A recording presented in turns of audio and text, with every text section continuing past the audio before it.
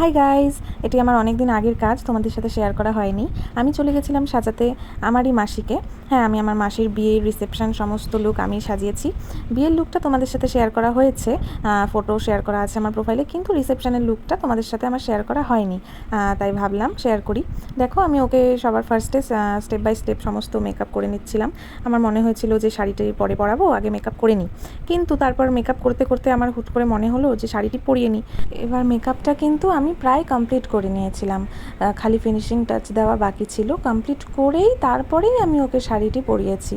শাড়িটি সুন্দর করে সেট করে তারপরে আর যা বাকি ছিল আমি কিন্তু ওকে বসিয়ে করে নিয়েছি। দেখো, একটু দেরি হয়ে গেছিলো বলে ওর কিন্তু খুব টেনশন হচ্ছিল, যার জন্য মুখে একটুও হাসি ছিল না। আমি দেখো জোর করে হাসতে বলেছি বলে একটু হেসেছে। তারপরে চুল আমি অফ ক্যামেরায় করে নিয়ে আর একটু হাইলাইটার লাগিয়ে নিয়েছিলাম। দেখো, বিয়ের দিন আমি ওর চুলটা বাঁধা রেখেছিলাম বলে কিন্তু রিসেপশনের দিন ওর ওপেন হেয়ার স্টাইল করেছিলাম। তারপর একে একে সমস্ত গয়না আমি ওকে পরিয়ে নিয়েছি। সব কিন্তু কমপ্লিট। এটি হলো ওর ফাইনাল লুক। তোমরা অবশ্যই দেখে বলো কেমন লেগেছে, আর লাইক করতে ভুলো না। চলো, টাটা।